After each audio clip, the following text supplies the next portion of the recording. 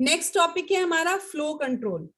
Flow control statements क्या होती हैं कि ना प्रोग्राम स्टेटमेंट में भी एग्जीक्यूटेड तीन टाइप से होती हैं कि एक प्रोग्राम की स्टेटमेंट हमारी एग्जीक्यूट कर सकती हैं।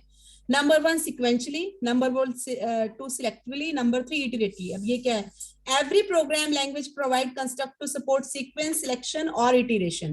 तीन तरह से होती है। Sequence means one by one, 1 2 3 4 ऐसे लाइन वाइज। जैसे अभी तक मैंने जितने भी आपको प्रोग्राम्स कराए, सिंपल प्रोग्रामिंग कराई है, वन बाय वन वो चलेंगे, ठीक है। दूसरी होती है सिलेक्शन। सिलेक्शन मतलब जिसमें आपका कुछ आपने ये दिया कि अगर ए ग्रेटर देन बी है तो कुछ ऐसा परफॉर्म करे, अगर ग्रेटर देन है तो कुछ ऐसा परफॉर्म करे, लेस देन है तो कुछ ऐसा परफॉर्म करे।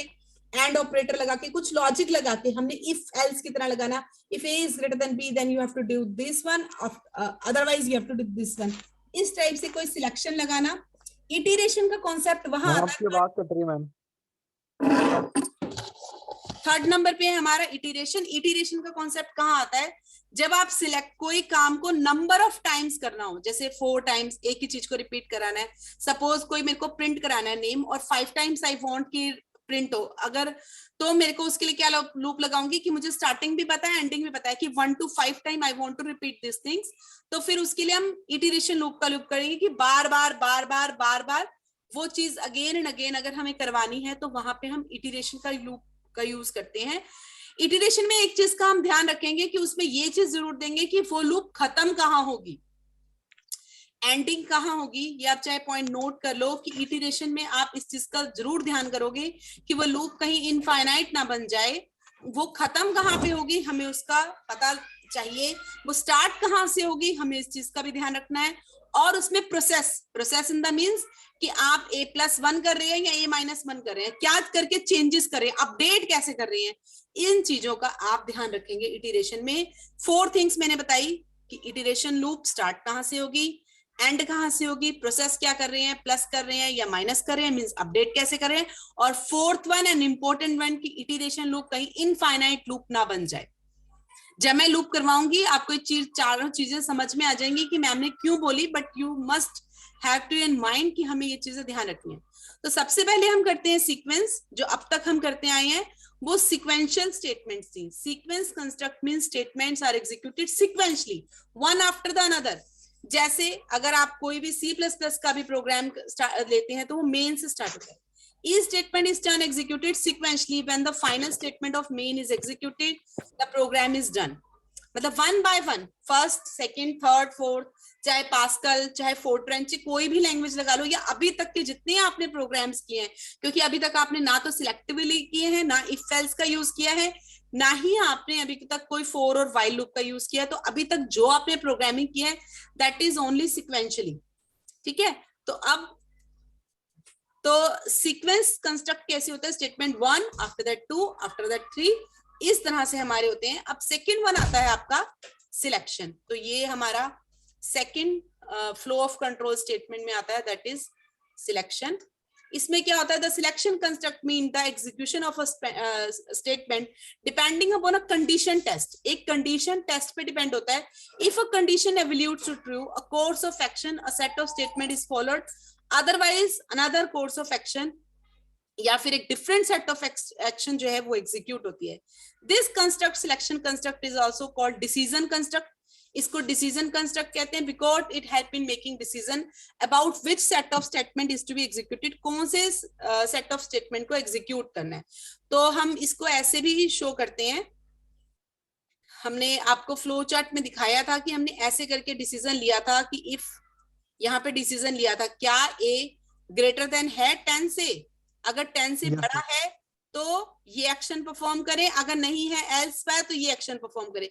तो इस टाइप के कि ये ट्रू है तो ये एक्शन परफॉर्म करे, फॉल्स है तो ये एक्शन परफॉर्म करे। इस टाइप का जो हम काम करते हैं वो हम इसमें करते हैं सिलेक्शन में, कि डिसीजन लेते हैं because it help in making decision which set of statement is to be executed, कौन से सेट ऑफ स्टेटमेंट को एग्जीक्यूट करना है। अगर ट्रू है तो ये कोर्स ऑफ एक्शन या ये सेट ऑफ स्टेटमेंट एग्जीक्यूट हो, अगर ये फॉल्स है तो अनदर वर्क एग्जीक्यूट हो।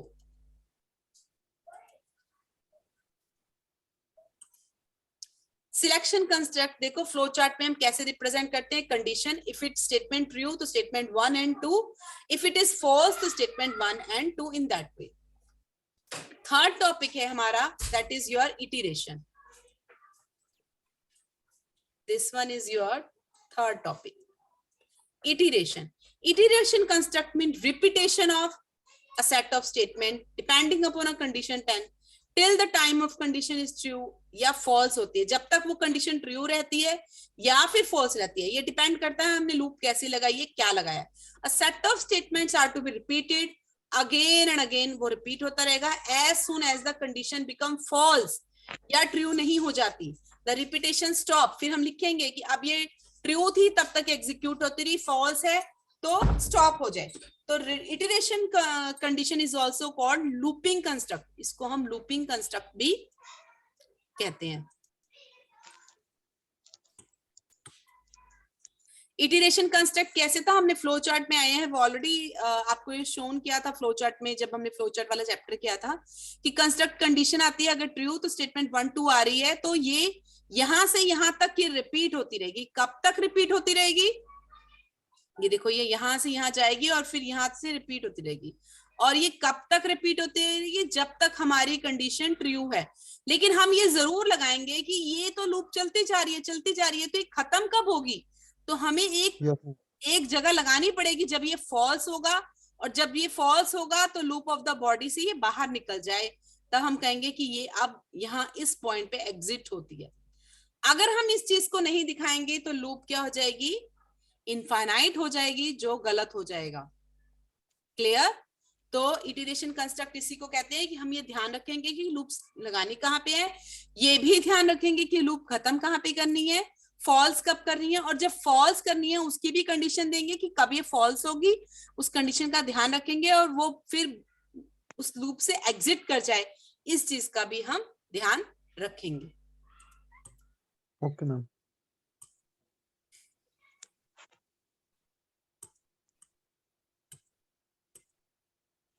नाउ हमने सेकंड टॉपिक बोला था डिसीजन कंस्ट्रक्ट, मैंने सेकंड बोला था। अब हम इसकी डिटेल स्टडी करेंगे। हमने सिक्वेंशियल को क्यों नहीं लिया इस चैप्टर में, क्योंकि सिक्वेंशियल अभी तक जो आपने पहले के 3 चैप्टर्स करे हैं या 4.2 4.3 तक आपने जितने भी प्रिंट और इनपुट से या प्लस माइनस के जितने भी क्वेश्चंस किए हैं वो सब सिक्वेंशियल ही चल रहे थे। तो 4.5 से स्टार्ट होता है आपका डिसीजन मेकिंग कंस्ट्रक्ट, जो सेकंड पॉइंट था फ्लो कंट्रोल स्टेटमेंट का, उसको अब हम डीप स्टडी करेंगे। डीप स्टडी मीन्स व्हाट, कि उसके अंदर हम अब पहले तो हमने सिर्फ बात बताई थी, अब हम बताएंगे कि वो डिसीजन मेकिंग स्टेटमेंट बनती कैसे है, कौन कौन सी हैं, और वो क्या उनका सिंटेक्स है, क्या उनका एग्जाम्पल है, और क्या हम उसको परफॉर्म करेंगे। तो सबसे पहले हम स्टार्ट करते हैं 4.5 में डिसीजन मेकिंग कंस्ट्रक्ट।